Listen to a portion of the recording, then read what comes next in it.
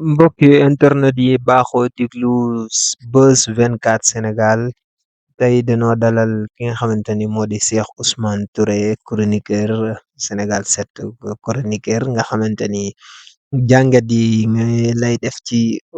président Emmanuel Macron ak Bassirou Diomaye Faye visite bi nga xamante ni moom la ko préable foofu ca France ak armée français ba xam yéen fa jot a waxtaane armée français bi daa war a génn réewum Sénégal wala armée français bi du génn wala tamit ndax njiit yu bees yi fi nekk dañuy continuer di def France comme siika nan suñ njiit yu njëkkee daan def wala dafa am leneen lu bees lu ci nekk ñu bàyyi leen ngeen taataan si Ousmane Touré bu baax. ma ne xam nga président Diomaye. waaw dem gi mu dem tey France.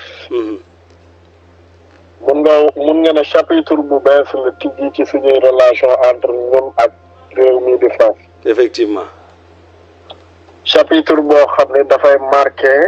jëflante boo xam ne lépp ci rupture lañ koy teg. rupture boo xam ni la woon dafay woon ni maanaam le président français am fu mu ise boppam di xool le président sénégalais avec moins de respect bi mu ko war a jox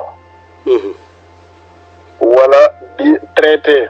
ci ay mbiru Sénégal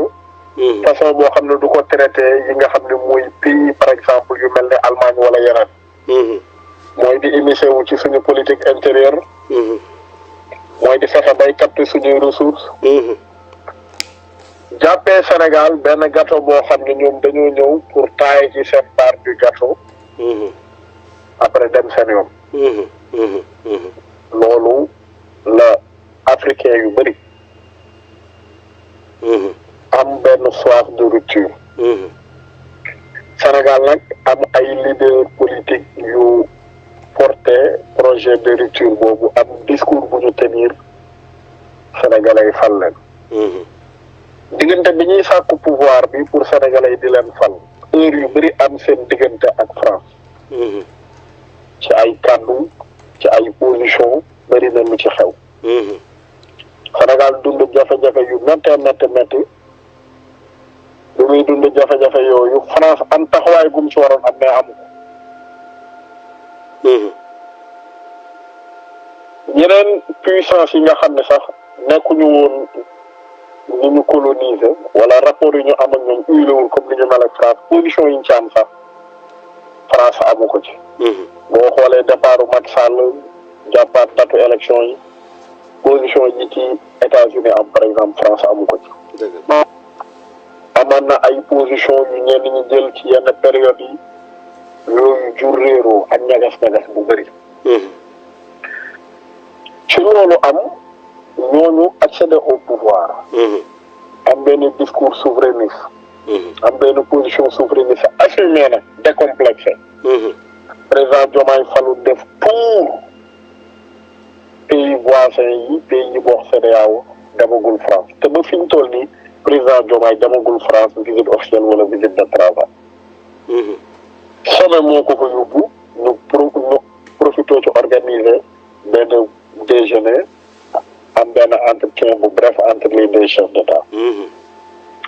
loolu rupture dëgg la te du ay actes yoo posé yoo xam ni dafay passer inaperçu aux yeux de la diplomatie française mais aux yeux du patronat français c'est une société seeni intérêt fii ci réew mi fi mu toll nii dañoo jaaxle dañoo nekk ci benn dugub mooy ndax ñoom monopole bi ñu amoon ci yenn secteurs yi ci réew mi dafay continuer ndax Sénégal dafay continuer di nekk benn gâteau bu ñuy dagg di sànni ay miettes sénégalais yi ndax autant de questions loolu mooy première laaj bi deuxième laaj bi mooy Sénégal am benn posture diplomatique bu mu am ci sous-région bi am benn position de leadership boo xam ne mën na nekk locomotive bi tiré beaucoup de pays africains jëm ci li nga xam ne mooy souverainisme mooy autonomie mooy affranchiru ci tutelle l'ancien puissance colonisateur muy France. donc tey France dafa am problème ñaar relation am ak Sénégal waaye relation am ak yeneen pays africains nan la ci Sénégal di toogee. ndax Sénégal tey mën naa wax ne cauchemaru France la li tax mu ne cauchemaru France. lu tax mooy boo seetee français c'est arrangé de telle sorte que ni pays yi ko défier. ñu jàppee leen ay paria au sein de la CEDEAO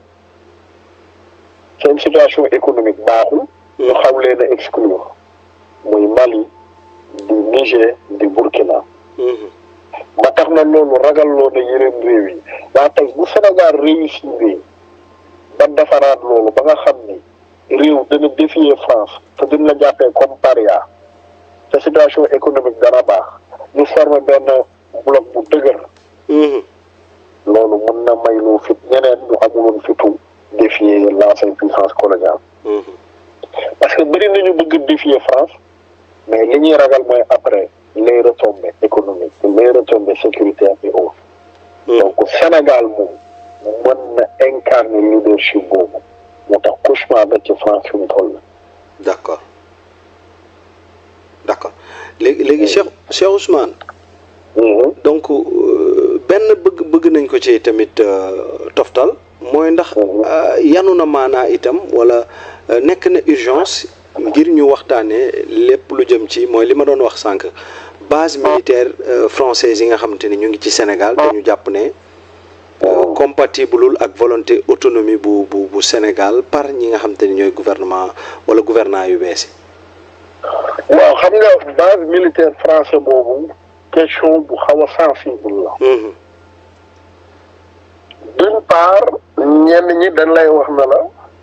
un pays souverain ne peut pas abriter beneen armée wu beneen réew.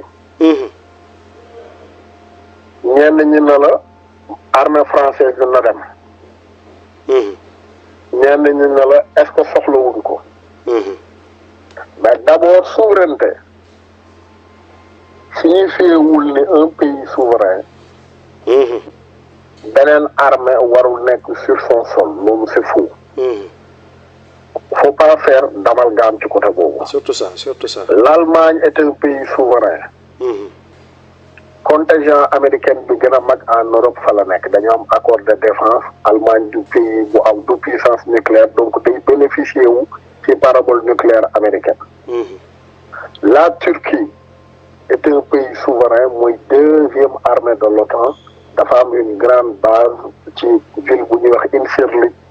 bu abrité ay soldats américains ak yeneen soldats wu pays membre de l'OTAN. Grande-Bretagne pays souverain la am na base aérienne américaine bu mag.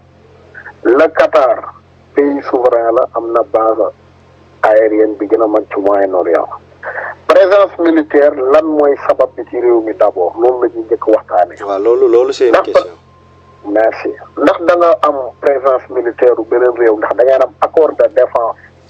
yow ak réew moomu ndax gis nga ni yow am na menaces yu lay jete te munoo faire face à tous ces menaces nga signé ay accord de défense ak ay réew wala yow réew moomu dafa am présence militaire juste pour sécuriser ses intérêts lii mooy différence bi. su fekkee réew mi dafa am présence militaire pour des accords de défense yoo xam ne yow dañ ciy jëriñu. dafay former sa ay militaire dafay équiper sa armée daf lay apporter benn puissance logistique boo xam ne amoo ko. man gisuma ci problème. parce que d'autres pays ñu ngi koy def bu dee nag présence militaire boobu c'est juste parce que ñoom pour sécuriser seeni intérêt tey bu manifestation amoon ñu dem bëgg dal ci yenn multinationales français ñu dem sécuriser ko bu dee loolu la moom nañ ñu abal. d'accord. mais question bu sensible la question la boo xam ne bu ñu koy tranché dañ ko war a def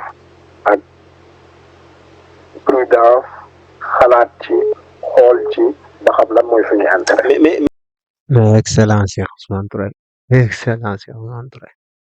li muy wax leer na te yaakaar naa ni apprécier ngeen ko di leen ñaan tamit ngeen wéy di suivre sunu canal bi nga xamante ni moom moo di Buzz 24 Sénégal ci ngeen bokk yéen ñëpp ci ngeen bokk jërë ngeen jëf di ngeen abonné te partagé te bës cloche notification bi ba vidéo yi nga xamante ni moom la ni jot a dugal yépp ngeen mën cee jot